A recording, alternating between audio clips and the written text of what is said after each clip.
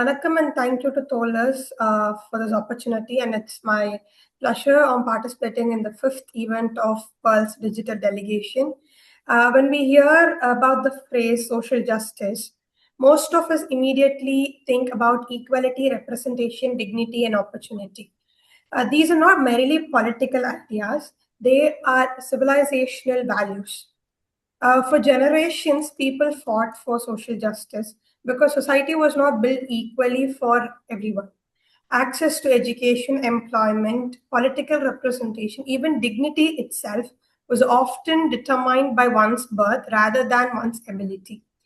The demand for social justice emerged from the reality. It was not a slogan, nor it was an hashtag. It was not a political campaign, definitely, but it was a struggle. And that struggle transforms societies. Today, when we talk about social justice, it is about something that we live in a different world.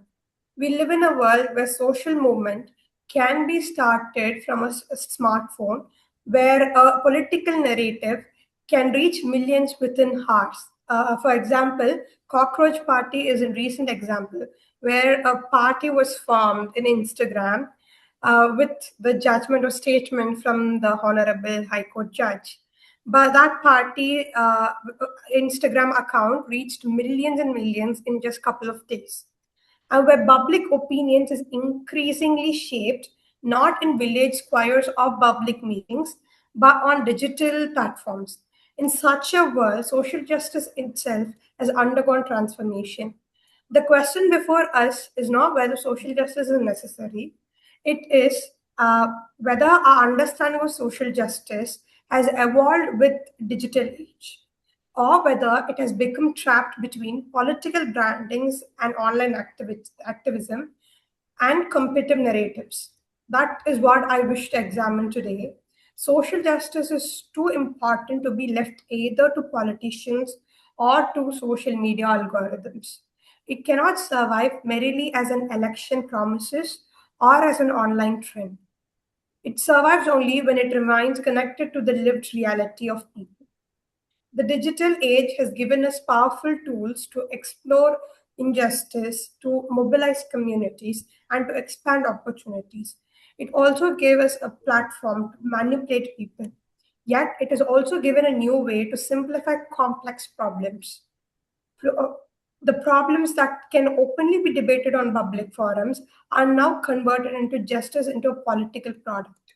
Our responsibility as the next generation is therefore not merely to demand social justice, it is a thing of thinking critical about it. To ask about difficult questions, to question the ruling, despite which party is in the rule. But if there is a wrong, you question. Because the fundamental duty of social justice or to gain social justice is only by questioning the wrong. To distinguish between representation and empowerment, between visibility and equality, between political rhythms and social phenomena, because the future of social justice will not be decided by how loudly we speak about it. It will be decided by how honestly we pursue it. One of the most interesting development in the recent time is the contemporary politics is that social justice has moved from being a movement to a becoming indispensable product of political language. Take Tamil Nadu as an example. No major political force can completely separate itself from the discourse of social justice and still remain politically irrelevant. No political party can separate Periyar from its identity if it wants to survive in Tamil Nadu. In one hand, this reflects the success of decades of social reforms, movements, and in other hand, the ideas once considered to be radical has now become politically unavoidable. But one other thing is a democratic question. Has it risen? When every political actor claims to represent social justice, how do citizens distinguish between genuine commitments and political brand? This is not a criticism on social justice. It is a question about the political economy of social justice. In the modern democracy, powerful ideas often become powerful political tools.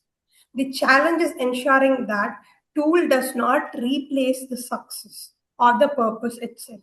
Because the ultimate goal of social justice is not electoral success, it is goals transformation of society. This constitution does not merely ask about equality. It recognizes that formal equality, along with insufficient, is a deeply unequal society. It recognizes that formal equality will never be compared in an unequal society. That is why the constitutional vision combines liberty, equality, dignity, and social justice. The purpose of social justice was never to create permanent political ideas. It was to create and expand opportunity and reduce structural disadvantages. Therefore, the question for our generation is not whether social justice should continue, because it definitely will and should. The question is whether our methods are producing genuine empowerment or merely reproducing political dependencies. Let us first understand the scale of digital transformation we are speaking about. According to the International Mobile Association of India, India crossed nearly 958 million active internet users in 2025. Most importantly, around 57% of these users are from rural India. Think about what that means. For the first time in history, millions of people who once excluded from mainstream conservatives now possess the ability to access information, express opinions, and mobilize support, and participate in the public discourses through a smartphone. That's an easy way to reach people. In many ways, this is one of the greatest social justice development in our times. The democracy of information itself is a form of empowerment. But the story does not end here. The same report also notes that nearly 579 million people still remain outside the active internet society. This reminds us that the digital transformation is not the same as digital equality. Access is expanding, opportunity is not expanding equality. The COVID 19 pandemic exposed this reality very clearly. When education shifted online, many students attended classes through laptops and broadcasted connections. Other climbed terraces searching for a network. Some shared a single mobile phone among multiple family members. Some disparate entirely from the education system. This lesson was simple. A digital society can still produce unequal outcome. Technology may have modern. Inequality can still remain traditional. Today, public opinion is increasingly shaping through the digital platform.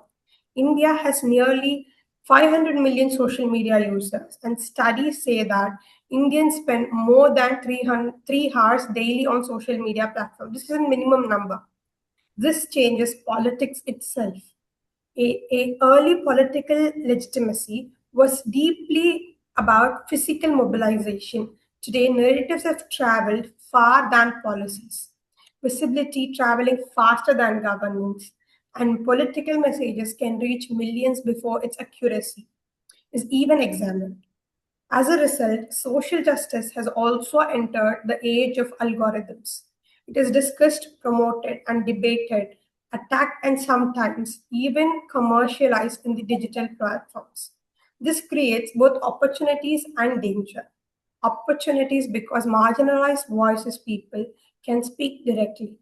Danger because complex social realities can be reduced into viral content, emotionally reaches, and politically branding. Take Tamil Nadu again as an example. The discourse of social justice is so deeply embedded in political life, public that no major political force can completely detach itself from it and remain electorally relevant. This reflects the success of decades of social media reform movements. But it also creates a new change. When a political idea becomes politically indispensable, it is also becoming politically useful. This is where citizens must become intellectually vulnerable, because there is a difference between using political power to achieve social justice and using social justice to gain political power. The two many appearances are similar. but they are not the same. One treats justice as a goal, and other treat justice as a language through which power is negotiated. As I conclude, I return to the question which I began. What does social justice mean in this age of digital transformation? For some, it means representation. For some, it means welfare. And for some, it means rights. For some, it might be opportunity. But perhaps for our generation, social justice must mean something more. It must mean the ability of participation, equality, and the society that is increasingly shaped by the technology, information, and digital power. The struggle for social justice did not begin with hashtags. It will not end with them.